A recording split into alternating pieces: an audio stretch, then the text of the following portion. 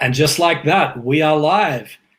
Here we go today, live streaming with my good friends, new friends in the music industry, Michael Brandvold and Jay Gilbert. Gentlemen, welcome. Thank you. Thanks for having us. Pleasure. Yeah, and of all the days that we could have done this on as well, it's kind of a little treat for myself as well, but we'll get into that a bit later. So the reason that we're here today and we're broadcasting is we wanted to sort of get a little bit more live and interactive with everyone. And there's a few topics, some recent developments in the music industry that we wanted to get into and talk about. As we warm up to those, I feel like the first thing that we should jump into right now, getting straight into it, is holiday housekeeping. And Jay, I know that you are very passionate about this as you go to take a sip, right? Yeah, that's right. But if either of you two want to kick it off, I know we had a great discussion off camera before about artists, what they can do during the holiday season, aside from, of course, spending time with family and loved ones. What else could they be doing? Michael, I'll let you kick it off so I can have some coffee. Yeah. So, and this comes up because keep in mind, basically from Thanksgiving through the first couple weeks of January, this business in general goes into hibernation mode. Not a lot is going to get done. Nobody should be releasing any music at this point for the next month or so. So it's a good time for you to clean up everything that you've neglected for the last 11 months because you've been really busy. And I sort of call it, holiday housekeeping, end of the year. These are just a lot of little things that you should do that will probably be very beneficial next year. And I'll start off with one of them. So all of your social networks have this ability to have third-party apps post for you, log in using your IDs, all that sort of stuff. So I would suggest reviewing all of the apps that have access to all of your social networks. And you can find that by basically going into the settings area of all your social networks. And you might be surprised to find out that there's an app that has access to post to your Twitter account that you don't know about, that you've never used. And you can easily just click remove. Yep. Perfect. Yep. And there's so many of these things that we use all the time, whether it's your socials or your email platform, or a lot of these tools that we use to market, bot letter or you connect it to your Twitter account, you connect it to your Facebook, and it might be for no other reason than logging in using the ID from Twitter or Facebook or something else. You can revoke that access if you no longer use those apps.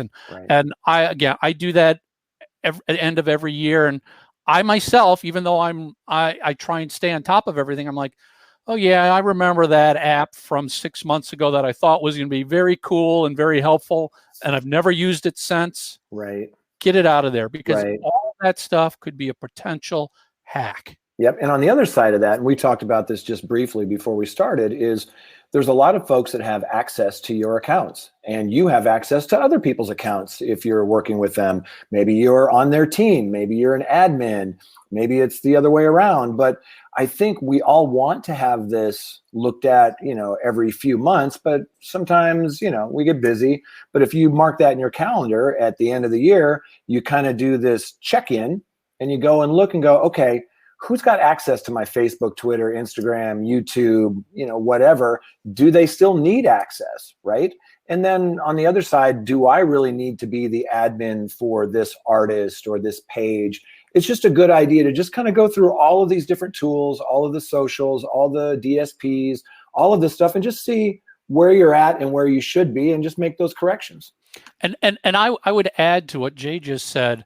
When I've worked with clients that have label deals, usually the label and maybe a small roster of people from the label are granted some level of access to a Facebook page.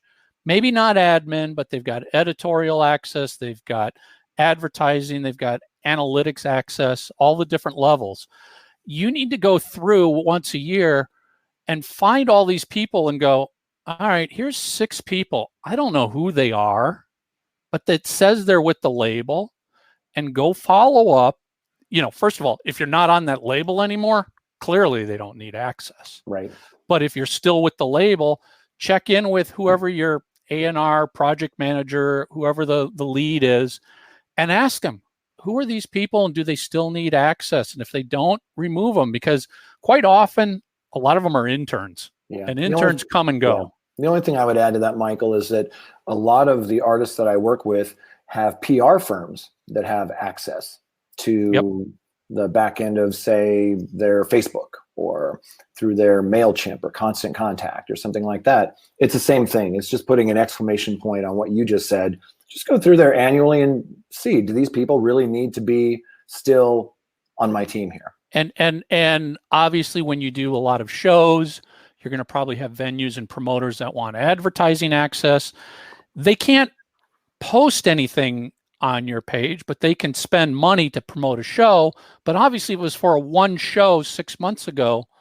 They don't need it. It's basically, if your tour's done, just delete everybody who you gave advertising access. You can always re-add later. If they need it next year, they'll ask for it, and you just give it back to them. It's much better to keep a tight control of who has access, so you don't wake up one day going, how did I get kicked out of my own page and I don't have control of it anymore? Right. And that comes back to, Mike, what you said, and we touched on this just briefly, is, change all those passwords. Make it that one annual time that you go through and you change all of those passwords. Yeah, because there's some accounts, like Twitter and stuff like that, where you can't really grant admin access to another person. So you just give them the password. At the end of the year, even if they still need access, just change the password, because you don't know who else might have that password to your account. Yeah, and just adding to that as well, for anybody that uses a service like Apple Keychain, there's a really good feature in there where it will tell you if you've used the same password on multiple websites, and it will show you all of those websites. So if your Spotify password is the same as your Apple Music, the same as your Facebook, the same as your LinkedIn, change it immediately, because it's not that hard for somebody to guess if the password is exactly the same on each service. Yeah. They don't even need to hack your email or anything else. They can just simply guess that and log in. I've had to make an effort of doing that myself in the past, because I realized I got really, as we start to rely on more and more services online to keep track of our finances, our personal life, our professional relationships, everything. Yeah. It's really important that you have a separate password for each of these sites, so that if somebody were to get one, they can't ruin everything for you. And it's a lot easier to get it back on one site than it is to try and remember those 200 plus sites that you've signed up to over the years, where you still have a presence on there and somebody could potentially harm your reputation or get access to extra information or whatever they want to do. And I would add that a different password on each site is more than just your album name 1, album name 2, album name 3. I've seen that before. It needs to be completely unique. And I personally use an application called LastPass, which is very much like Apple's Keychain as well. It can generate passwords that are 30 characters long, that are random numbers, random letters, random everything in there. It's not going to get broken. No one's going to guess that password. You need a password manager to remember it, because God knows you can't remember all of that. Yeah, Michael turned me on to LastPass. I've been using it, and it works really well. A cool feature in LastPass is you can actually share passwords without revealing the password to the person. So if you bring somebody into your team, a marketing, a publicity person, and they need a password, you can share it to them through LastPass. They use LastPass, they'll be able to log in. They can't see the password, but it'll work. It'll log them in. And when you're done, you just unshare it, and they no longer have access. And you don't have to change it then when you remove them. Absolutely. And any other bits on holiday housekeeping before we get into? Yeah, I think a big one that Jay and I are a big fan of is also just review and update all the branding across everything. And this means bios, profiles, about information, header images, profile images, all of that stuff over the course of a year can get a little bit disjointed, from Facebook to Twitter to Instagram to YouTube to Spotify to Apple Music. Just go through and look at it and go, hey, am I using the same profile photo everywhere? Do I have the same bio? Yeah. Oh my God, I discovered that on one of these, I have a tour banner from 3 months ago. Get the banner off and put a generic banner up there. Yeah, consistency is key here. And Michael and I see this all the time, where we'll go in and look at somebody's, socials or their DSP images, and there's let's say there's a photo and there's somebody who's not even in the band anymore. We actually see this stuff. Yeah. But you should do it more regularly, but at least once a year. Go in there, make sure you're consistent. It's the brand that you want. It's the imaging that you want, that bio and those social links on Spotify, for example, that they're accurate and they're up to date, right? And, I one last thing, going back to where we talked about who's got access to your socials, especially with the explosion of Spotify for artists and Apple Music for artists. Go in there and review who's got access to those pages as well. You can have team members that have access to your Spotify for artists. If it's an old label person and you're not on that label anymore, they don't need access to your Spotify data. They don't need access to your manager, could be a former girlfriend. So don't forget to look at Spotify and Apple Music for that access as well. Yeah. Awesome. Well, that leads me on to our next talking point, which I know that title may shock some people, but I just wanted to put this out there. This happened to me personally a few weeks ago. I was sitting there listening to Spotify, and all of a sudden the song changed. And then I realized, and I had a look at my screen, and shortly after I saw that it was now streaming from a web browser that I don't even have installed on my system. And it was cycling different songs from artists, and obviously playing for more than 30 seconds and then switching to the next song as well, which we know the reason for concern when we see that kind of activity. Right.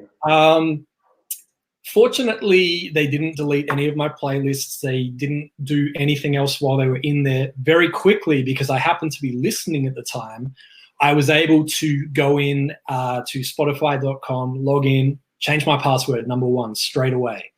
And then set that, of course, then I would log back in and I would log out on every device that I was signed in on, which would kick the other person out and they wouldn't be able to get back in. Once I had done that, I went in and looked at the apps that were connected to Spotify and revoked access on a lot of them. Now, there are apps in there such as Unwrapped. Every year when Spotify do Unwrapped, there'll be a separate app that's created for that. No concern there. But sometimes we have logged on to websites before where it could be to enter a competition or something like that, and it will say, log in with Spotify. You've already completed that task. You can remove that app now so that they don't have access to your account anymore. So I would definitely suggest doing that. Actually, just this morning, I got a text from my wife who has a completely separate account. She sent me a screenshot and said, hey, I was listening to Spotify at work in my headphones. The song changed, and it now says that somebody is streaming from a Firefox browser somewhere. I've never heard this song in my life, and I'm not logged in anywhere else. So once again, I had to follow those steps, change the password, sign out everywhere. She didn't have any extra apps connected, but Facebook was connected, so I just went ahead and removed that link as well, just as an extra layer of security. I'm not saying that you necessarily need to take that extra step. Yeah. But in this case, if you're not using it and if you're not logging in with your Facebook account, then it's okay to remove that link between the two. I find this really interesting, Mike, for a couple of reasons. One is, it's kind of new. I haven't seen it happen on mine yet, but I am allowing access with the link fires and smart URLs of the world, for pre-save, pre-ads, those types of things. And I'm wondering, these are legitimate companies, but I'm wondering if there is a backdoor somehow where hackers can find their way in, whether it's to increase streams, whether it's to, cause damage, whether it's just to have a free account.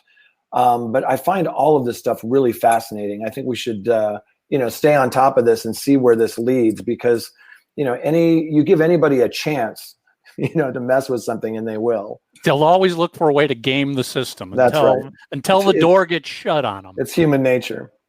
Yeah, that's it. And I mean, apart from the obvious concerns about the activity that's going on, just the fact that my listening history, somebody could be listening to music that's completely, not my style, not my jam. And now your recommendations are going to get screwed up. I was just going to say your Discover Weekly, your new release radar is going to reflect that. This isn't the same thing, but a funny story. I mean, I remember somebody telling me once that they don't use those playlists because they're filled with all kinds of garbage songs. And I go, and through further discussion, I found out, well, yeah, because he lets his daughter use his account, he lets his wife use his account, and then Spotify doesn't know it's 3 different people using one login.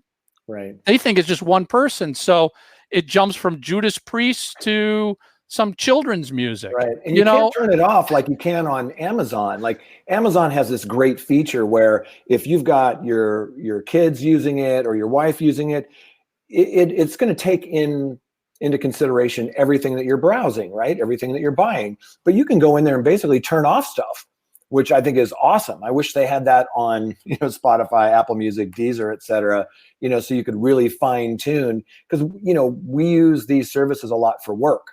And so I'll listen to every genre. And then of course that gets dropped into my release radar, Discover Weekly, that sort of thing, and I would like to have that option to turn that off. Yeah, definitely. And obviously private listening mode is one solution for now, but another solution is get a family plan. I was going to say a family plan will solve that as well. Yeah. Perfect holiday gift. Hey, I spent an extra $5 and there's 4 other people that live in my household. That's a very, very cheap holiday gift that, the gift that you can give all year round. So that's right. Yeah, if you are finding that your release radar, your Discover Weekly is starting to deliver some pretty funky music that is not your jam, it could be because you are sharing that account. And there's nothing wrong with sharing that account in your house, but eventually it's going to start to think that it knows you, but really it knows. Yeah, just know know what's going to happen because you share it. I mean, it's just the way the software works. Spotify has amazing playlists that are algorithm driven based on your activity. It's not human curated, it's a computer curated, and it can only tell what you click play on. That's it. And it's going to give you more of that.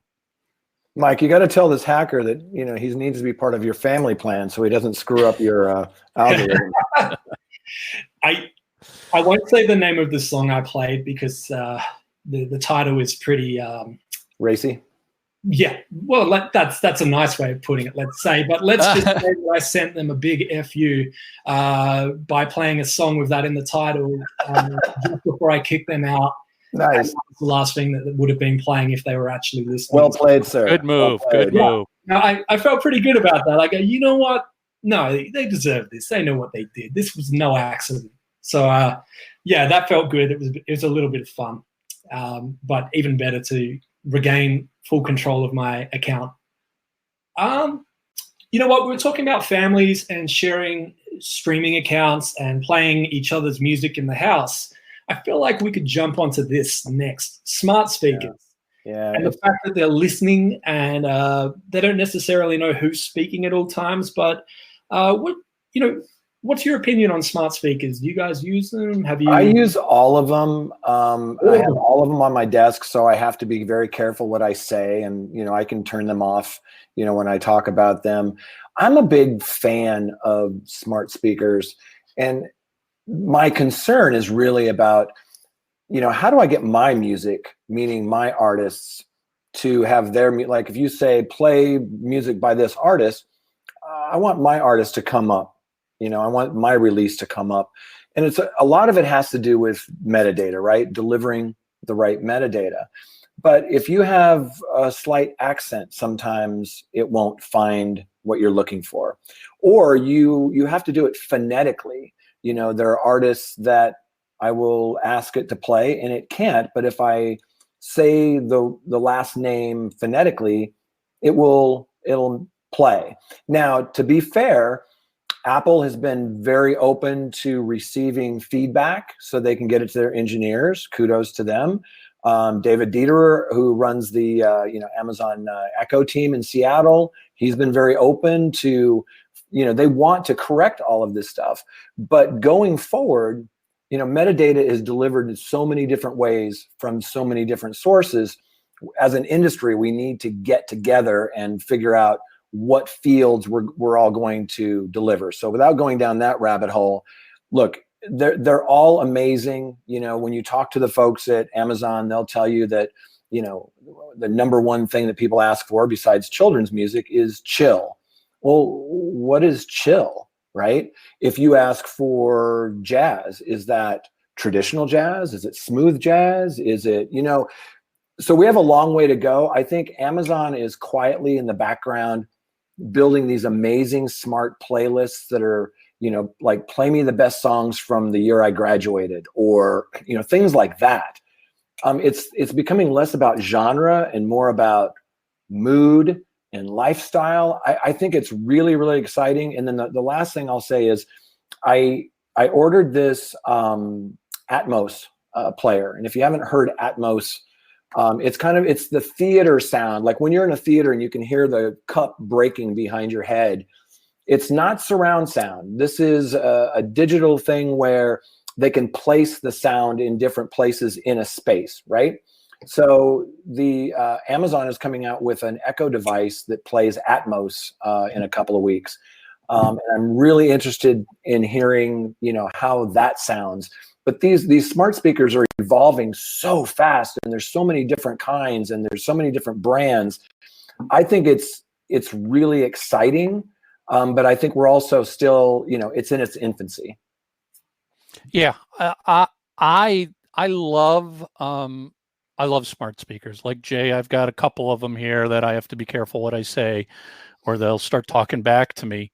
But what I think, what the smart speaker represents is more than just a smart speaker. It's voice control. At its core, that's what this is. And this is showing that the simplest way for a human to control another device is just to talk to it and have it understand what you're saying. Whether that is a speaker, whether that's, look at the plethora of devices Amazon recently released, microwaves and all sorts of smart devices. That's where it's going. It is going to follow the trend of voice control. Where I still, and Jay, you and I have talked about this in some past episodes, I think where the big breakthrough will finally hit is when that hits the automobile. When smart voice control hits your car. Now, obviously, you can now have an Echo device in your car that you talk to it, and it turns your lights on as you're driving home. It turns your Nest device on. It, starts the TV. I mean, good Lord, you can have it. You could have food in the microwave and start the microwave before you even get home. So when you walk in, it's done. You think about all of that, and it's incredible. But it takes a lot of accurate data, to Jay's point, to understand what you're saying. I mean, we still to this day at our house, we use Amazon for turning on lights and TV. And I would say 90% of the time it understands me the first time. It's not quite as accurate understanding my wife and my 6-year-old daughter, even less. And sometimes it's just, it's funny because it's a human nature. I'm just like, oh, Amazon, just shut up. You don't know what you're doing. Stop. I'm yelling like at this inanimate device like it's a person who's not behaving well. Yeah. So it's as you said, it's in its infancy right now. Yeah. And the potential of what it's going to be able to do, for me personally, is mind-boggling. It's Everything it's really could have exciting. this voice control. Yeah. Now the challenge is you've got voice control from Google, you've got voice control from Apple, you've got voice control from Amazon. It really would be nice to have one voice control to control everything. So you don't have to remember what's the keyword to kick this device off versus that device. Right. And even your smart TVs now you're talking to. The one bit of advice I would give people who are in a band or in management or labels or distribution is, when you do your Friday street date check and you're checking, Apple Music, Amazon, Pandora, Deezer, you're going down the list, making sure that your music is everywhere it's supposed to be. At the end of that list, there's two things that I always add. One is what happens when you Google it, right? And then the last thing is what happens when you check it on the smart speakers? Just say, hey, device, play blank by blank and see what happens. Sometimes, you'll find that there are other bands that have the same name that get played, or there's some words in band names that are very common and they struggle with that. But make that a part of your weekly check when you're checking releases, just to make sure that your music is being played properly. Yeah, definitely. And what I love about, I love the fact that we can't say the names of right the system, the artists that can't be named, because otherwise we'll have everything going off in here. That's right. It reminds me of an episode of South Park where Cartman got one of each and he got them to all have talk to each other. And everyone that was watching at home, watching that episode, their devices go off, went off and started to add boogers to their shop. You want to do something like that? That's fun. On the Amazon Echo devices, you can change the name to computer. So which we've done because we have. I've done that as well because as a Star Trek geek, I'm like, oh, that's awesome. Computer, turn on the lights. Well, if you also happen to watch Star Trek, boy, does that screw up your smart speakers. Because in Star Trek, they're saying computer all the time. Right. And, that's hilarious. And now your smart speaker's trying to talk back to the computer on Star Trek. Yeah. I can't wait till they have like all these different celebrity voices, so you can just choose somebody's voice, to be somebody who is Samuel L. Jackson coming real soon. Yeah, I read about that for Amazon, but how fun would it be to have, I don't know, Homer Simpson or somebody. I wonder if there's been anybody who's done any research to see if there's been a drop in people naming daughters Alexa. Yeah. Because they don't want to turn on their smart speaker every time they ask for their daughter. Yeah. That's crazy. Yeah, I don't know any women named Siri. Right. I'm not going to say it, but or people named Google. Yeah. See, it might be okay for you guys, but with my accent, if I say a different word, it'll still pick it up. So let's hope it doesn't go off right now. But if I say, "Oh, you're being silly," I'll get who will pop up and say, "How can I help you?" And I'll go, "I don't need you right now. Please, go away." That happens all the time anyway. Do you guys find that like you're just walking through your kitchen or your office and it just starts talking like, "I can't find that right now," and you're like, "I didn't say anything." I just had that happen to me like last night, and it was because I was watching a TV show, and I think the dialogue said something that sounded like Alexa. It wasn't that, but it was a phrase that sounded like it, and she responded. She's like, "I'm sorry, I can't find what you're looking for." And I'm just like, I didn't ask you for anything. Every time there's a deal on a brand new Lexus on the TV, she goes off. So funny. I have to start muting the ads now. But I think back to the original point of smart speakers. They are here to stay. Yeah. And they're only going to get better. And they're gonna show up everywhere. I mean, not just speakers. It's watches, TVs, smartphones, tablets, building it into your car already. your where you get car, in, everything turn the is going temperature to down. have this. So all you got to do is, and at the end of the day, I think it's great. I mean, again, I think it's the ultimate interface. It's just needs to be taught to understand what you're saying. And you need to, I think part of the challenge from the user standpoint is realizing what are all of the commands I can ask it. Because, back to the end of the year stuff, I actually just did this a couple nights ago. I opened up my Alexa app to catch up because it's like, I haven't gone into the settings on that app in about 3 months.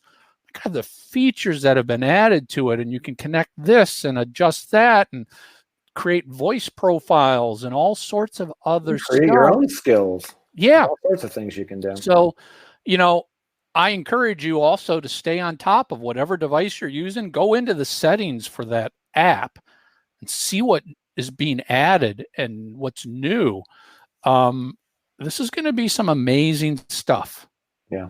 And make sure your metadata is correct. If you're delivering music, that metadata is so important because that's what these speakers use. And that's everything from, artist, title, all of those things are part of your metadata.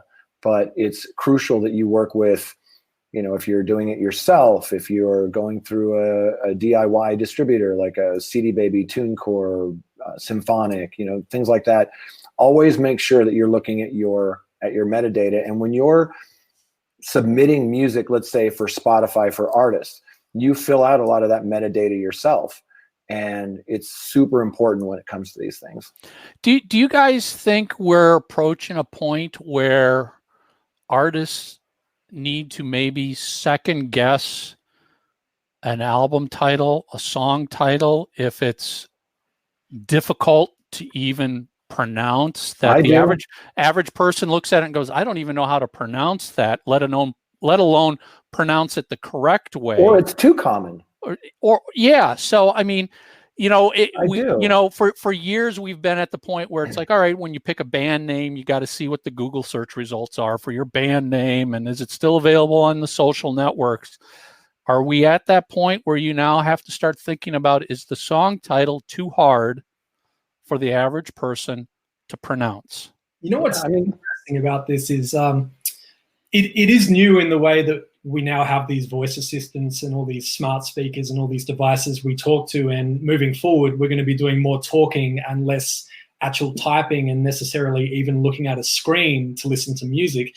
But when I was looking at a name for my group when we were starting out, which sounds like it was a long time ago, but it wasn't, one of the things that we were keeping in mind was whenever it gets played on radio, the host, if they back announce the track at the end, we wanted people to very easily know how to type that in, how to find our website, and how to find it everywhere else.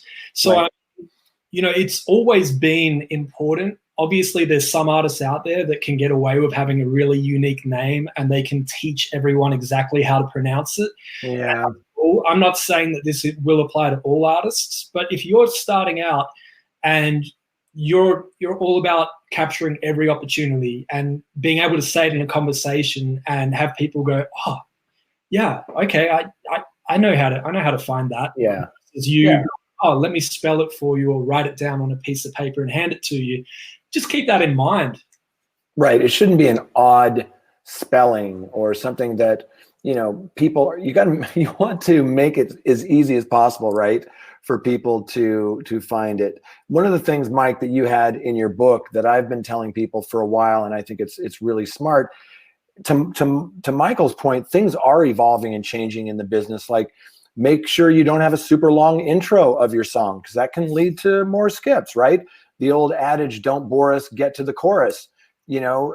We're finding that some of the songs that have the chorus, maybe either as an intro or earlier in the song, have a little bit more success, right? So you can't paint everything with this broad stroke, but when you're talking about smart speakers, I do think that it's going to change the way that we're releasing music, that we're thinking about releasing music, the way we choose our band names, the way we choose our album titles, our song titles, because you have to think about those things now. When somebody hears it, Mike, to your point, are they going to be able to spell it? Because if it's something that's so common that when they Google it, a million things come up and you're not in the top search phrases, you're harming yourself. So you do have to think about those things. Absolutely. So, it's funny, you mentioned metadata and when you're uploading your songs and things to keep in mind with song titles and artist names. That kind of leads us to this next talking point about mind-blowing number Crazy of tracks that are being uploaded every day right now. And the number of US streams this year alone passing 1 trillion. Yeah, and the year's not even over, right? Now, at the same point last year, I wrote this down, we were at 765 billion, which is still mind-boggling. But the stat here that pops out at me is that 40,000 new tracks being uploaded, every day. Like, how do you rise above the clutter as a musician, as a manager, as a music marketer, whatever your role is? That's our challenge now. It's not about just putting your music out there. We can all put our music online globally tomorrow, right? How cool is that? But how do you engage an audience? How do you grow that audience? And then the last thing I'll say about this is as we're watching streaming grow, we're about 30% year over year up, which is amazing, right? It's absolutely amazing. More people are engaged. I hate using the word consume, but more people are consuming music now. I think the opportunities are immense, but the challenges are immense too. Yeah, you're right. That 40,000 is huge when you just think about how many songs are being put out every day. And it goes back to something I've always said to clients, just friends, you name it. It's like, yeah, you think you've got an amazing song, the best song out there. But if nobody hears it because there's 39,999 other songs that got uploaded the same day as your song, is it a great song? Because nobody had the chance to hear it. How do you, as you said, Jay, rise above it? And I think that just lends more importance to it doesn't end with just writing and recording a great song. You have to have marketing and promotion ready to go, because if nobody hears it other than you, your boyfriend, your girlfriend, and your parents, it doesn't. Michael, are you saying that we should have a marketing plan ahead of time? Yeah, you have to, because I've been using computers for a long time. I remember when desktop publishing first exploded. It's a good analogy. When it was probably the Apple Mac Plus, and Apple released this amazing piece of hardware called the Laser Writer. Mm-hmm. The very first laser printer. I mean, it was big, heavy, and it changed the game. It changed the game. It probably cost $5,000 to get one of these. But it changed the game in the sense that before that laser printer, when I did desktop layout for my clients, you'd print it out, you'd use an X-Acto knife, you'd mock it up, and you'd take this hard copy and go to a printer and they'd print it. Now, with the Laser Writer, you do it all. It comes all out, formatted, designed, laid out, everything, saving you immense time and money, and you just take that one printout and go to the printer and say, make me copies of it.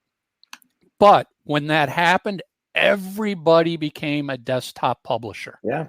Because the tools became available. What were you using? PageMaker or Quark? PageMaker.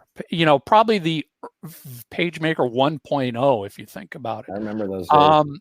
So, and there were discussions back then about, all right, that's the end of desktop publishing, because now everybody's able to do it, and everybody doesn't have the right to do it because you don't have the skills to do it. I'm just like, don't worry about it. Over time, the crap's going to fall to the bottom. The cream will rise to the top. The cream's going to rise. Isn't that the same with podcasts too? I mean, podcasts, music, everything else. Yes, I love it. Yes, we live in a time in the music climate now in the music business where everybody can release an album. Mm-hmm. That's not a big deal. Everybody can record an album. Let's back up. Do it on your iPad. 30 years ago, not everybody could even record an album. Now you can record an album. Yeah, not even on your iPad. You can record it on this thing. You don't have to know how to play an instrument. So you can record it. You can spend $30 and get it out onto every single DSP around the world. No problem. But that doesn't mean it's good. It doesn't mean people are going to discover it. It doesn't mean people are going to listen to it. So your job now is, how do you get to the top of that 40,000 tracks every day that are being released? What are you doing to move up the ladder to get more and more exposure? I'll tell you what I'd do. I'd hack into my Spotify. There you go. Please don't do that. No, don't do that. Just kidding. No, but it is funny. You know, we talk about the number of tracks that are being uploaded every day. 40,000 tracks as an average number. Obviously, it's not that exact number every day, but as an average, it's funny the amount of artists that I speak to, established or not quite established yet in the earlier stages, who have great music. They're so proud of it. They've poured their heart into it. They've poured money into getting it mixed and mastered, sounding great. And then I realized they haven't even signed up for Spotify for Artists, let alone submitted it for editorial consideration or to make sure it gets into release radar. And then by the time you usually have that conversation with them, you find out the song has been out for 1 week and really hasn't had any traction. Yeah. It's sometimes, we get too excited. We go, wow, with my distributor, I could have my song on iTunes in 4 hours. That's great. Yeah. I mean, yeah, that's exciting. That's a cool feature. It's cool that you can get it out that quick. But what artists need to know is when a song looks like it came out overnight, it didn't come out overnight. It's been sometimes up to a year of planning, especially if it's a larger artist, a major artist that we're talking about. They didn't just walk into Apple Music and go, hey, I got a new song and I want it to come out tomorrow and I want my fans to be surprised. They might have gone in there 6 months earlier with their team and had a discussion about it and planned it. For an independent artist, obviously you're not going to be walking directly into Apple Music or Spotify, not quite yet anyway. But if you haven't done the very minimum and at least gone to artists.spotify.com, got your account that's free, and then follow that very simple process to submit your music, then you're already falling behind. And I can guarantee you, out of those 40,000 on average tracks that are uploaded every day, there's probably less than 5% that are even going into Spotify for Artists and submitting that music. And it could be some people just aren't aware. And, I really want to raise awareness that it's a free tool. You don't have to pay any money. It's probably the most important submission, Spotify related, that you should be focusing on. Right. Yeah, I can agree with you more. One of the things, Mike, that you touch on in your book, and again, I think this is really important. There's a lot of music coming out, but there's some basic, simple things that you can do to make sure that you're teeing yourself up for success, right? You were talking about Spotify for Artists.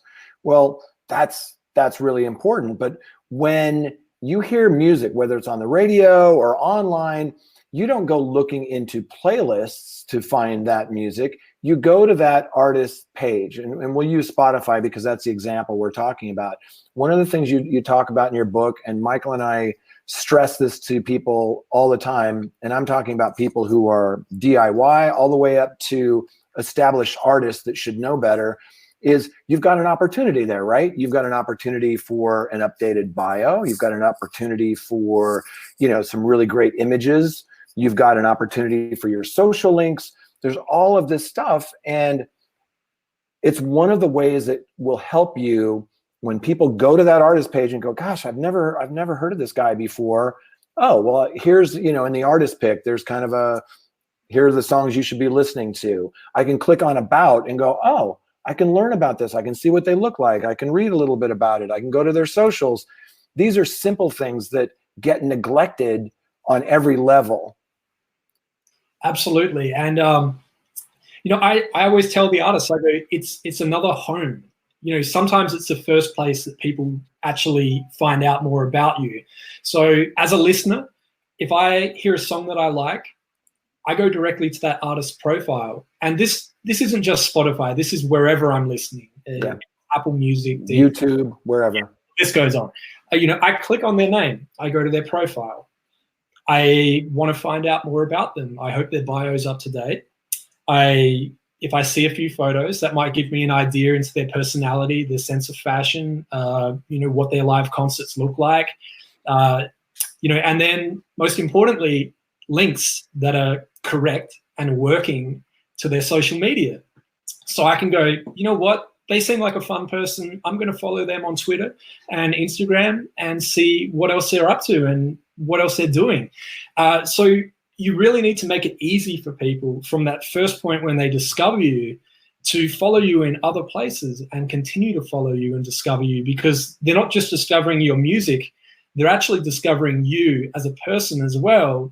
And, it's great to love somebody's music, but if you also love them and find them entertaining or funny or whatever it is. Yeah, that's where you get engagement, right? I think the most important thing Jay said was the comment about you've got to get your basics in order.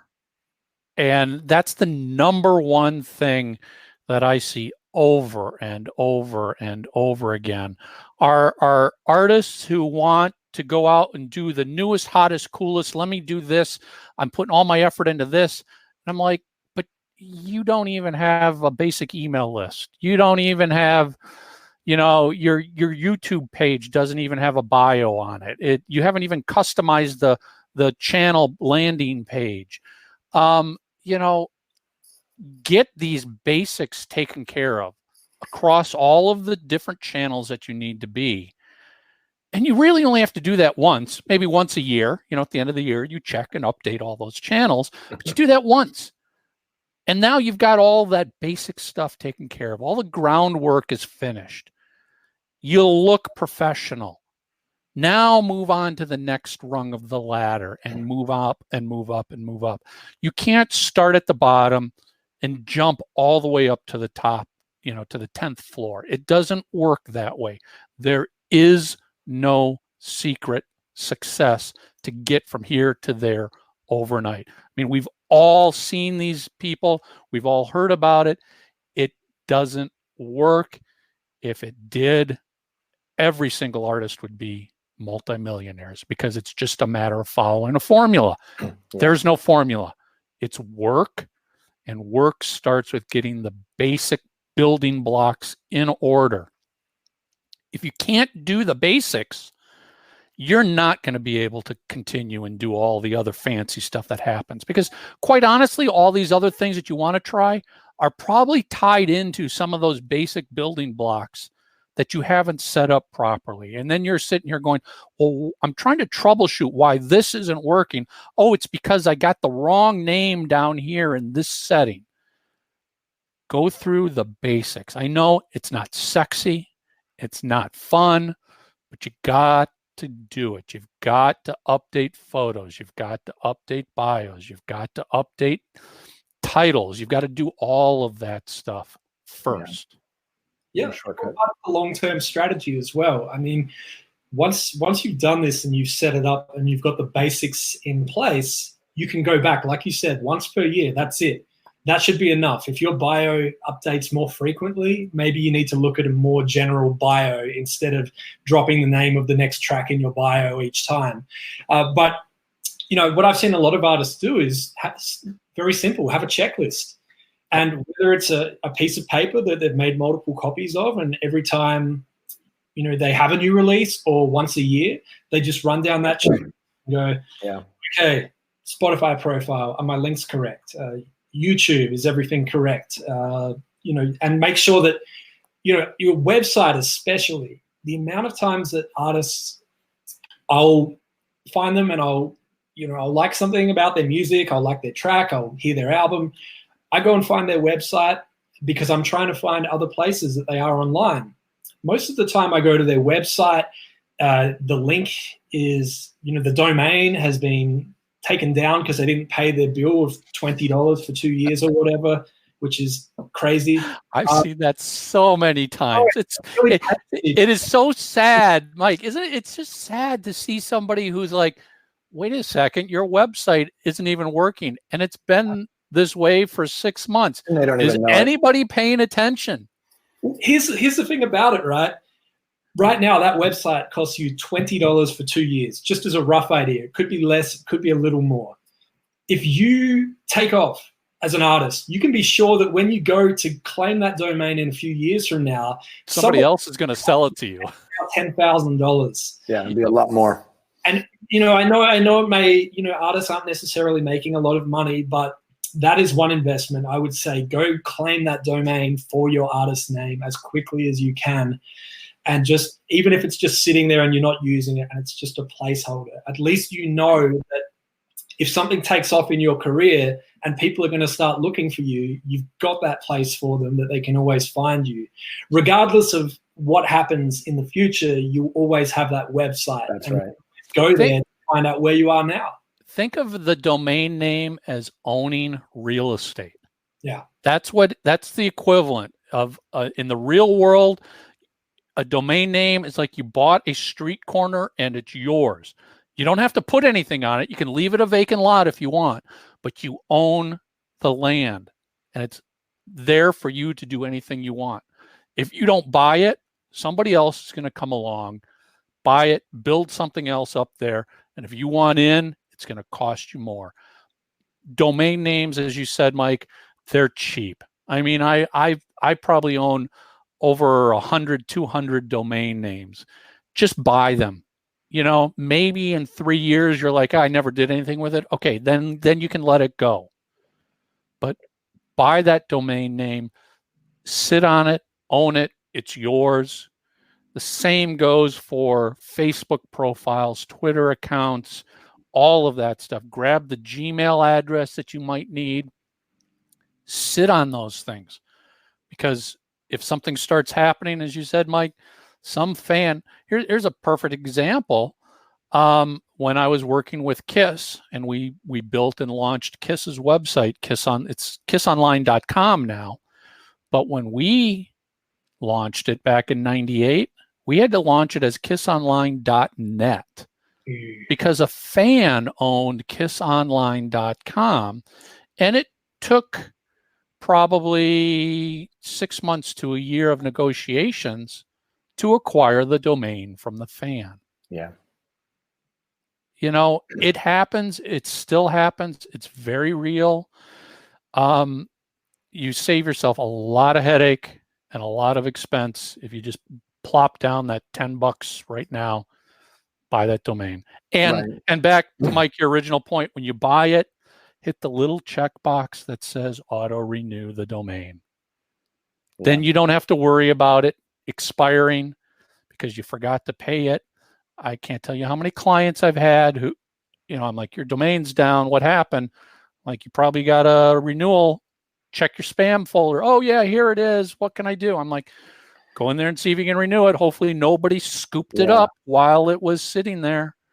Auto renew your web server, auto renew your domains, because I've seen websites go down because they didn't pay their GoDaddy bill for the hosting. Right. Yeah. Yeah, that's it. And, it's probably one of the cheapest things you can do as an artist, especially an independent artist. Of course, if you're 100% independent, you are paying a distributor to push out your music, with the exception of some that will take a percentage instead. But this is one of those really important investments because, like you said, it's real estate. You own that. The value is most likely going to go up, especially if you have a very generic artist name that's very basic. That phrase or whatever that word is could end up becoming something else, and somebody may come to you and say, you know what, I really need it. I'll give you $2,000 for it if you're not using it. And, you'll be glad that you spent that $20 dollars per year to acquire that. So yeah, definitely get on there and claim that. Yeah. The other thing about that is, without speculating, in my experience, what I've seen, it makes it a lot easier if you own jgilbert.com or michaelbrandvold.com. It's a lot easier to go to Twitter verified and go, well, I own jgilbert.com. I'm pretty sure I'm the J Gilbert as far as .coms go. Can I get verified on Twitter as well? So it all it comes full circle, and it's probably going to stop another artist deciding, hey, I'm going to use that name because nobody has the .com, so it must be up for grabs. Yay! Yep.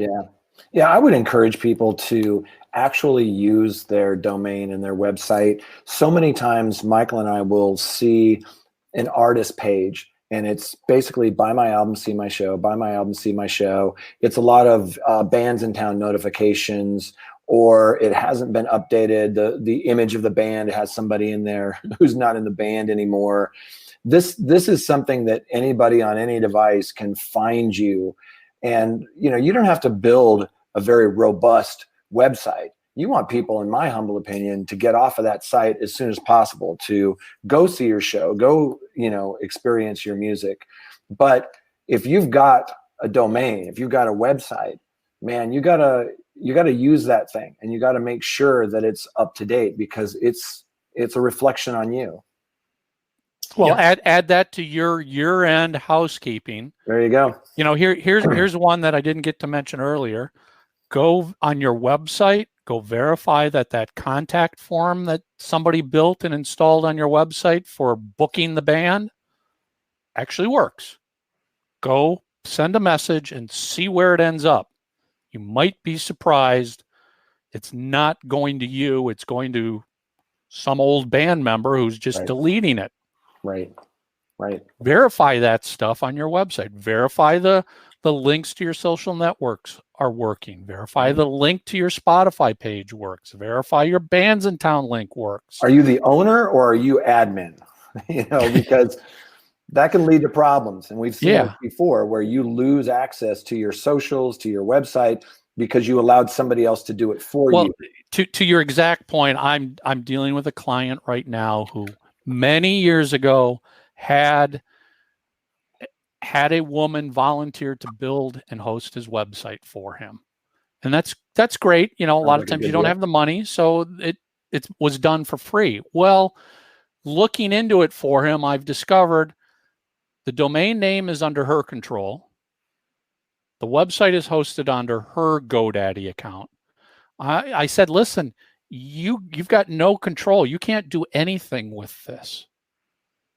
Yeah. God forbid if she wanted to, she could just shut it down and delete it, and you've got no recourse because she's been paying it. It's listed as her ownership. So make sure you are the owner of the web server. Make sure you're paying the bill. Make sure you're paying the domain name.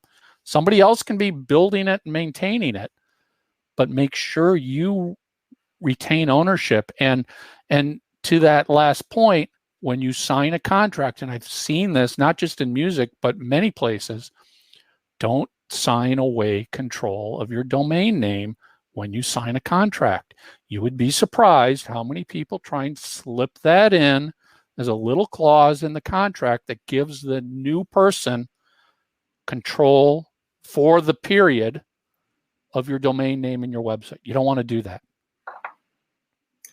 Definitely. Just keep that ownership, keep control.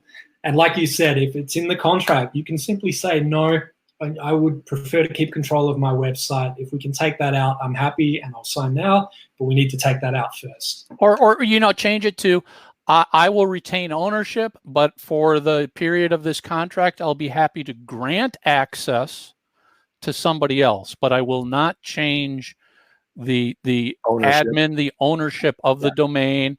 I will not change the ownership of the web server. This also goes for email lists. I've seen record labels keep a band's email list after the band and the label part ways. And I'm just like, boy, they give the band a copy of it, but the label sits on a copy of it. I'm like, you just gave 100,000 of your fans to the record label, and guess what? They're going to market everything else they've got to your fans, and you're not going to get a penny from that. That's it. And, we should say not every deal is a bad deal. No, not at all. But these are the things to look out for. Yeah. Yeah, 100%. So I know we had a number of topics we wanted to talk about, and we've touched on a lot of them. Pretty much everything else on here is about streams and playlists. Is there anything else you guys would like to discuss? It's well, just really quickly, when we talk about streams, gosh, I mean, I tell people all the time, a playlist is not a marketing plan. Streaming is sexy. Streaming is great. Some people equate streaming with radio. Some people think that that's the key to their success, is just streaming. And streaming is great, and it's part of your marketing plan. It's part of the equation, and it's super important. But let's not get too crazy and make it the focus of your marketing plan. It's not the end goal. No, it's one part of it. Like we were talking about, when somebody hears you at a live performance or they read about you in a music magazine, they don't go looking on playlists. They go to your profile on these digital service providers like Apple Music and Spotify. Make sure that they have a good impression of you. Same with your socials. Michael and I talk about this all the time, because we see clients that have imaging on socials, DSPs, whatever, that doesn't properly represent who they are today. It has a band member that's not in the band anymore, or it's not consistent across, the digital service providers. There's so much you can do to brand and image yourself. But I think it's really important that we don't get caught up in the drinking the Kool-Aid, that if you just get on some playlists, you're a superstar. Yeah, playlists are pretty cool. It's great to be on those. And we've all seen clients that have had millions of streams, and that's not a bad thing. It's one metric that we measure, but there's so much more that you have to think about and not get lazy and look for that silver bullet. Yeah, absolutely. And, I'm so glad you said it, because I have to pretty much open every conversation now with playlists are not your entire marketing strategy, and they're not even a marketing strategy in general. Right. And, it's really funny because people go, but you're the playlist guy. You talk about playlists. And I go, yeah, I talk about what I know and what I'm good at, but I want to be clear. Radio is still important. Merchandise is still important. Touring is still important. All of this everything is important. It all contributes to the overall growth long-term and potentially to your success as well. Playlists are part of it, and playlists can help. Like we said, it's very, very rare that you're going to get added to a playlist and you're going to blow up overnight. Yeah, it happens, but you're right. It's super rare, right? I mean, one of my favorite artists is this guy named Todd Snyder, and he has this lyric that I always think about when people talk about this. The line goes, everybody wants the most they can possibly get for the least they can possibly do. And unfortunately, in this always on music business, you got to work a little bit harder. It's about engagement, not just getting somebody to listen to you. If you're not in the top 15, 20 tracks in a playlist, that engagement kind of goes down, right? I mean, sometimes you become background noise. And look, I want my artist to be in every playlist and in the top 10 slots, and man, that would be really great. But there's so much more to do than just getting into a playlist. If it was that easy, everybody would do it. Yeah, it goes, to me, it goes back to the basics again. If you can't even log in to Spotify for artists, why are you so worried about playlists?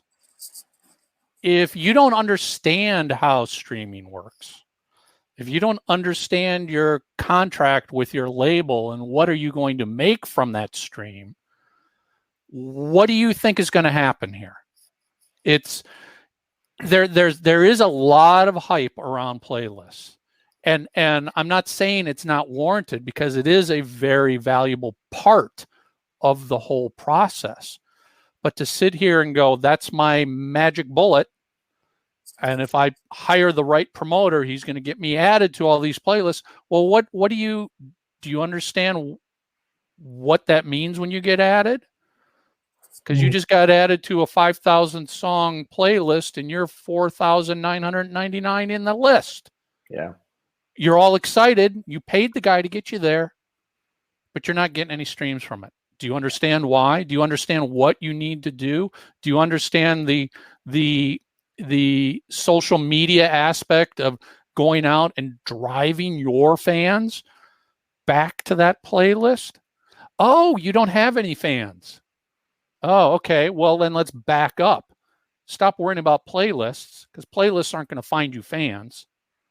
You go find your fans first. One of the things I noticed that artists miss, and Mike, I loved your book because it talks about a lot of these things. There's certain things that you can do to help yourself. One of the things is, let's take Spotify, for example.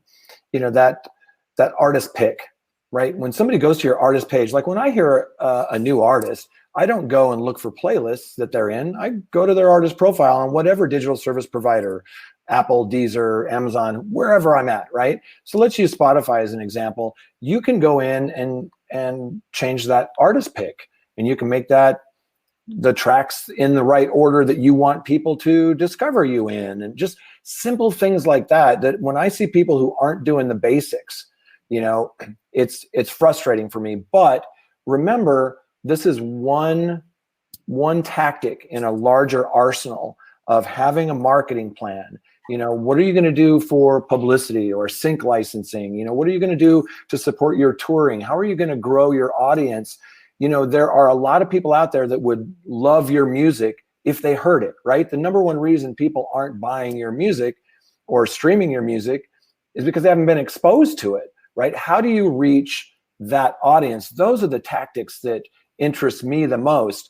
I think streaming, because it's the shiny new thing, gets a lot of attention, and it can be very powerful. We've all seen artists come out of nowhere and blow up on streaming, but it's a bell curve. Most artists, it takes a lot more work than that.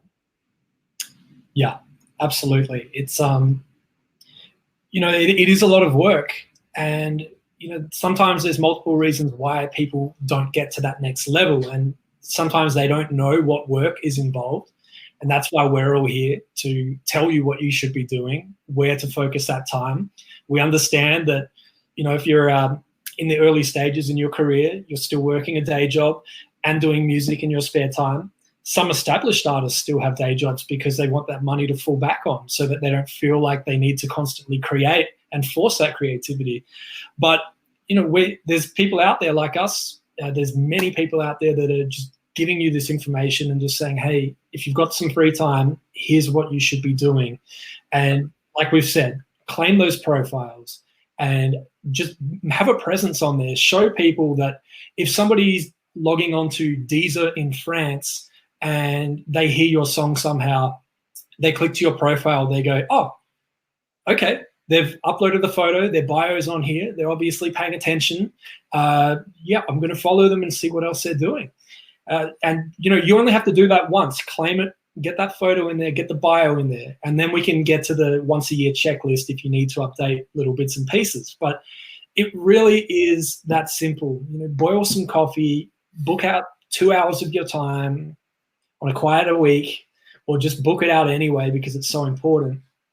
And then just go website to website, work your way down this list. You know, Ngami, GeoSaven, Deezer, Qobuz, you know, all of these different platforms. You may not necessarily be listening to music on them, but that doesn't mean that other people aren't discovering you on there, because that's how they listen to music and consume music, as much as we don't want to say consume.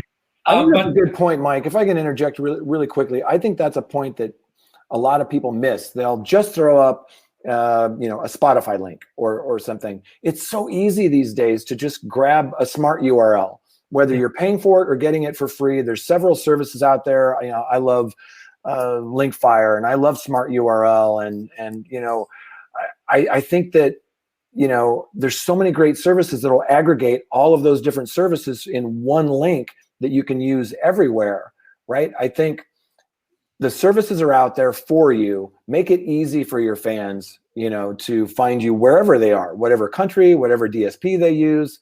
It's easier now than ever to do that, right?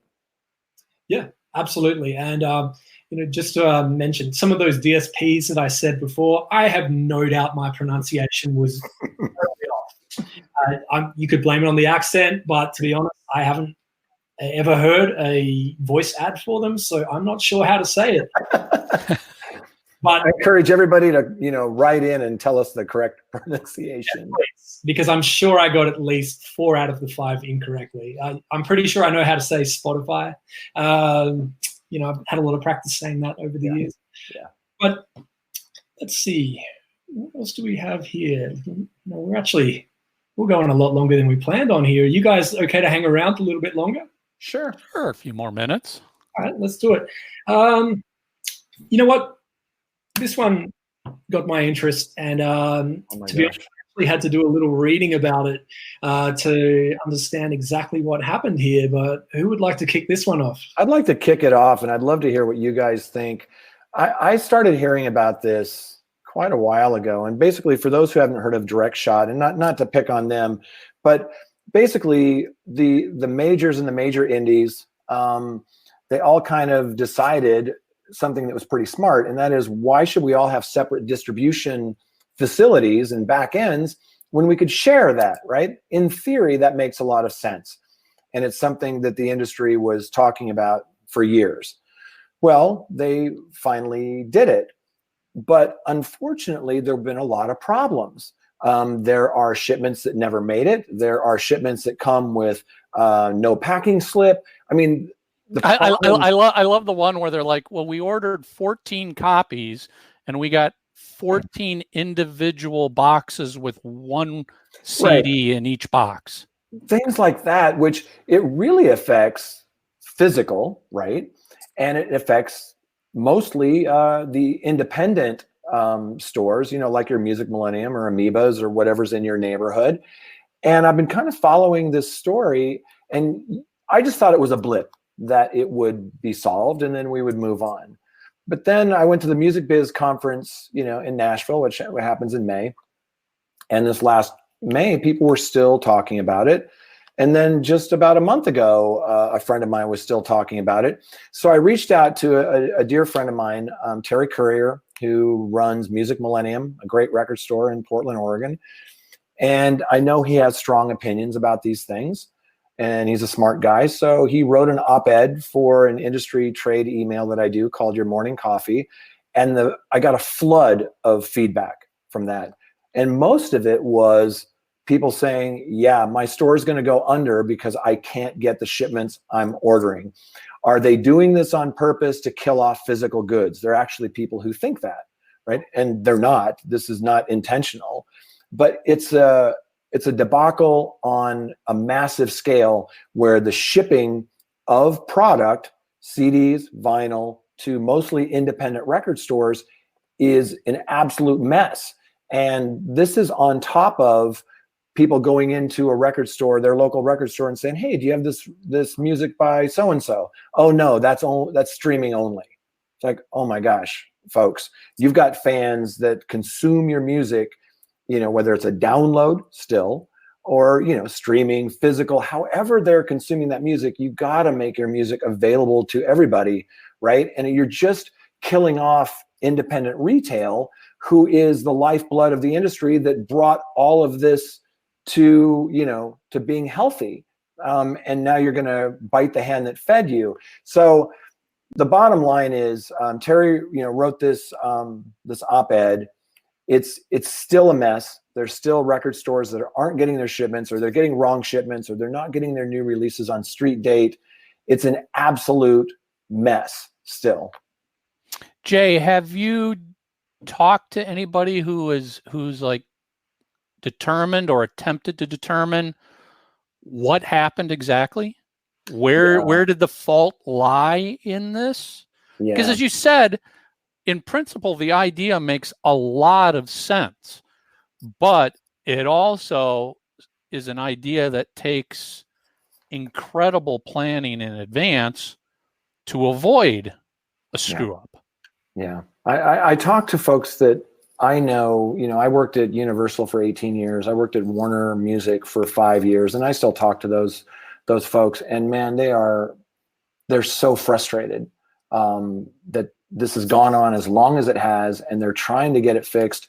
And in some areas, they've made some good progress. But the fact that it's dragged out as long as it has is hurting independent retail. There are some that are, that could go out of business because of this. And we don't need that, in our industry.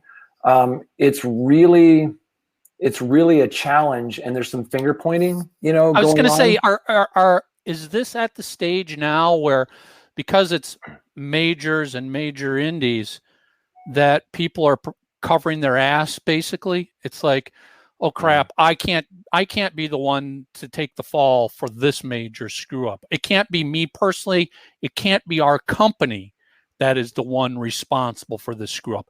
It's your company. Do you feel like that's what's starting to happen? Yes, and there's some truth to that, because the major indies, and for those that don't know, like, you've got your major like WEA, Warner Electra Atlantic, and they have a major indie, which just is ADA, but happens to be part of that same company. And, all the majors have this, and they're not taking blame for it, because other than the fact that they went into this partnership, they thought that this direct shot company, they thought that it could handle everything.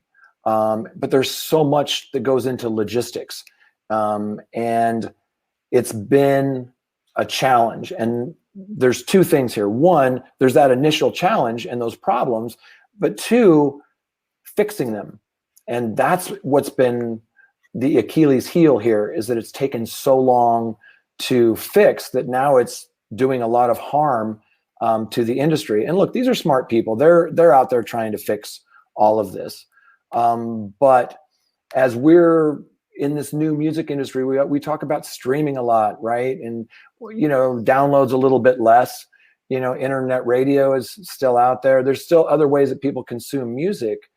But for people like us that deal in digital music a lot, we also have to step back and go, there are still tons of people who want something tactile. There's still tons of people that like to support their local record stores. I'm a big fan of Record Store Day, but there's also certain things that for artists that I have, that I want to have the vinyl, or I want to have that physical piece.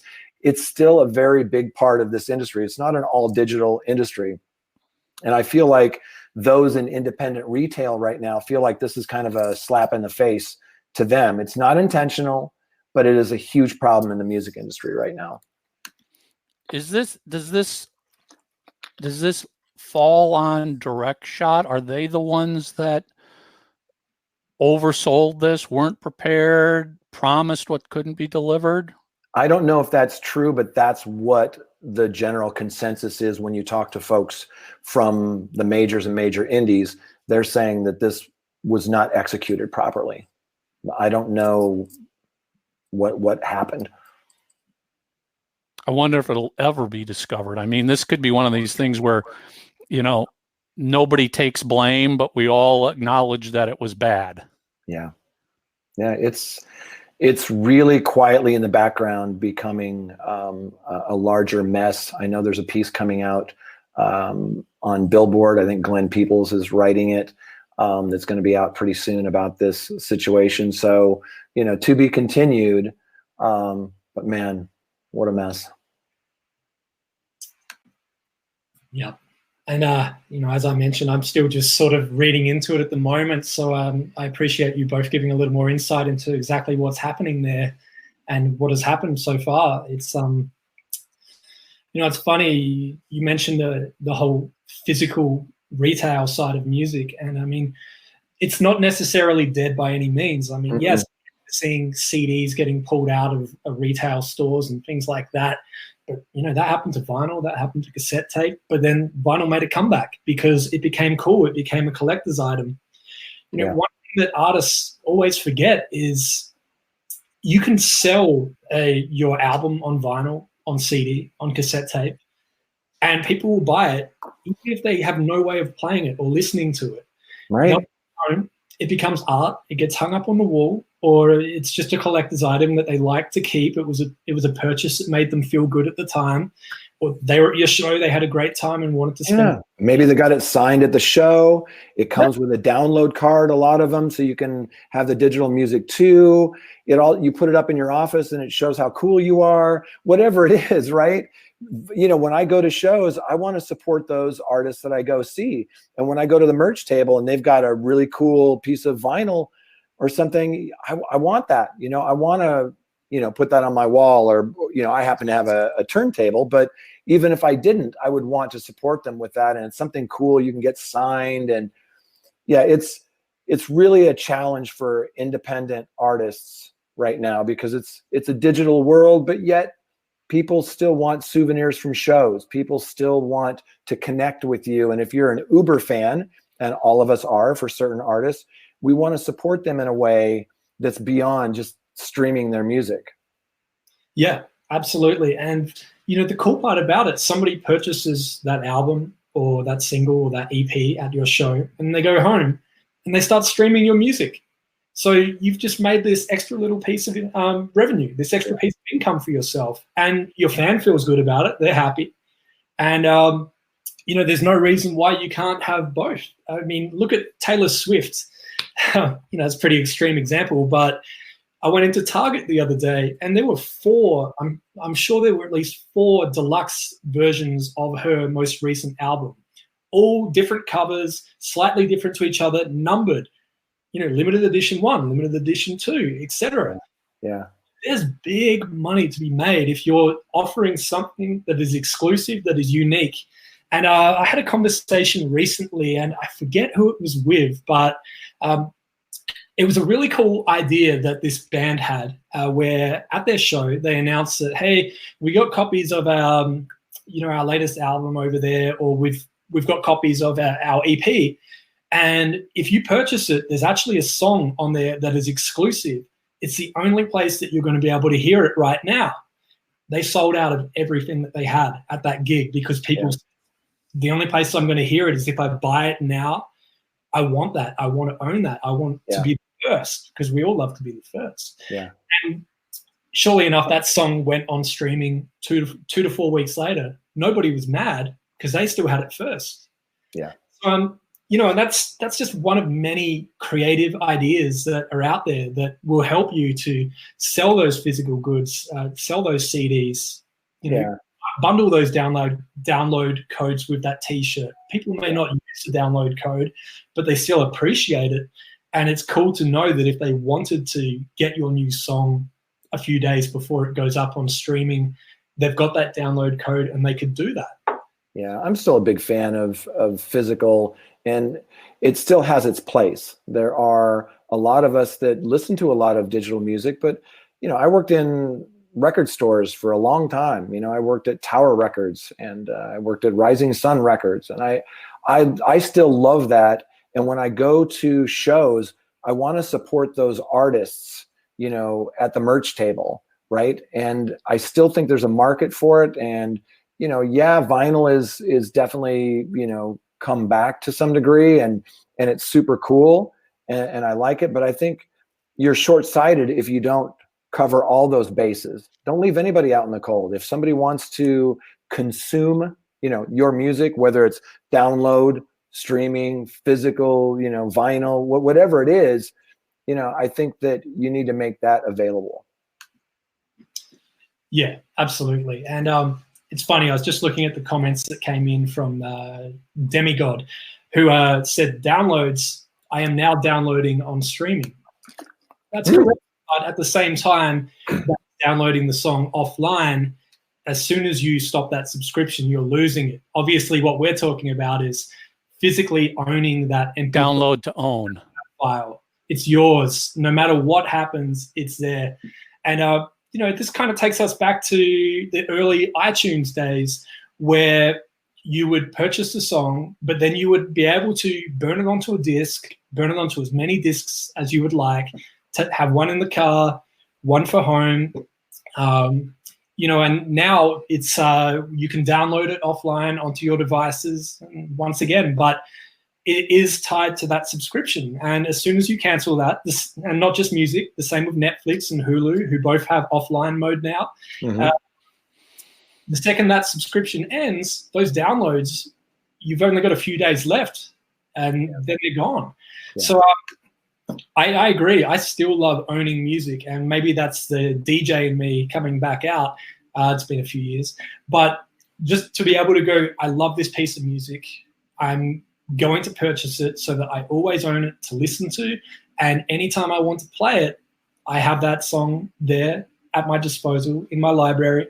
And that's how I've always been with music. I mean, yes, I love streaming, I love access to all of these songs, but I also, there's been times where there's albums that are simply not available on streaming, for whether it's territory restricted or whether it's the label just pulled it down when things ended between them and us, whatever the reason. So to be able to own that is really important, especially when it's music that you love, that you're going to continue to love for a lifetime. I mean, anytime I love an album, if I hear it on streaming, I'll go and buy it on vinyl just so I can say, I own this. No what happens, I own it. And once again, piece of art goes on the wall. I don't Right. You can't sign a download, right? And when you have that physical thing, you can put that on your wall. You can get it signed. You can, it's almost like art.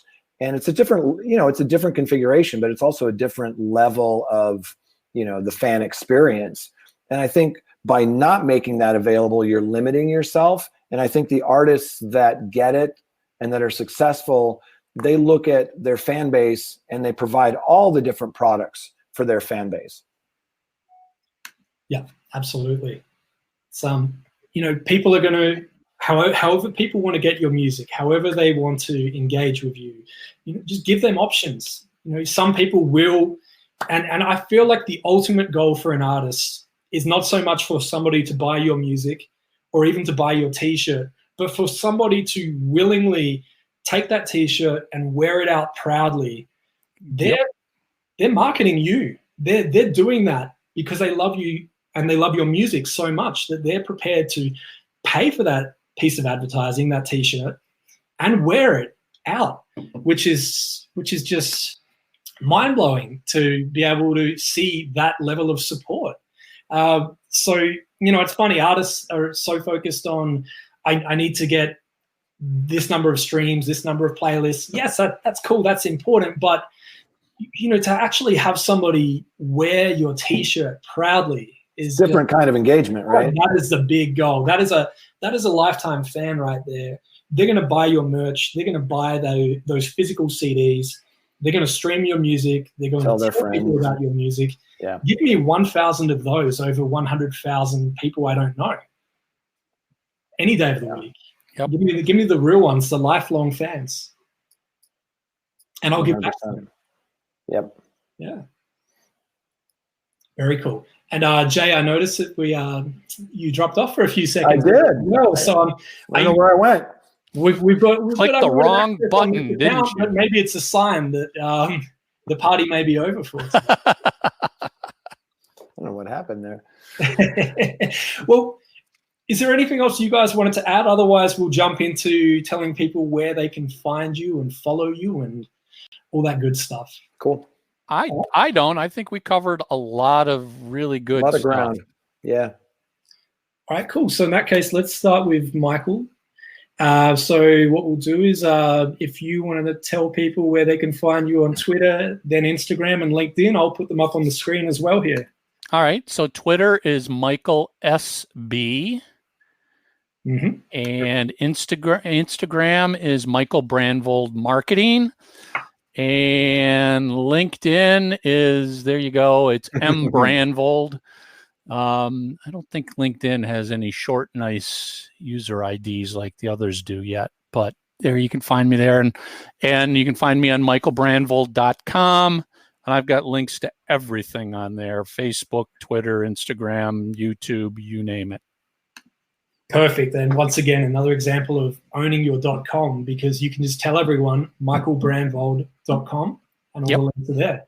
Yeah. Jay, let's jump over to you as well. Yeah. Let's take Michael Brandvold off the screen. We've got Jay. So Jay, we've got your, now I couldn't find your Instagram, but we've got your Twitter here. Very easy. That's my Twitter, at Jay Gilbert. Instagram, I'm in the process of relaunching it. I'm, on the weekends, I'm a photographer, and I'm putting together kind of more of a photography type Instagram. Very cool.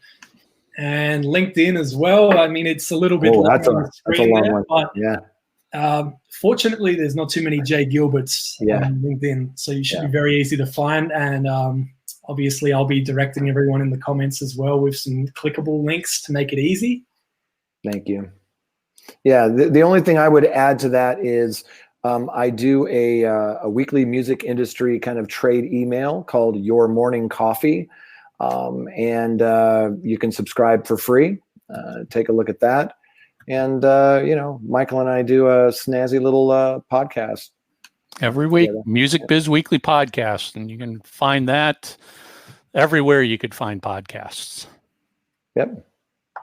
And thank you for that, Mike. That's all right. Fortunately, I was off camera frantically typing, going, I've got to get that up on the screen as well. Well played, sir. Well played. Yeah. No, look, and I want to say thank you to you both as well. As a listener of the Music Biz Weekly podcast, it was pretty exciting for me to be able to be part of it recently as well. And to obviously, I must have left a good impression, because here we are once again. Yeah. And we all got the memo with the hats and the glasses as well. It's there you go. It's a beautiful thing. It really is. So look, any closing statements before we wrap this up? Otherwise, I think we'll sort of head into Q&A in the comments offline after this for anyone that's kicking around, or anybody that happens to rewatch this stream later as well. All I would say is go clean up all of your accounts now that you got some quiet time. I like it. Yeah. Jay? No, that's it. You said enough. Yeah. Well, thank you both once again for your time, for joining me here today. And thank you, Mike. For everyone that's been watching, make sure you follow these gentlemen. And they're just here to help you, and they're here to save you time and tell you what you should be doing and telling you what you shouldn't be doing as well. Yeah. So thank you. Have a fantastic week. Thank you, Mike. Thank you, Mike.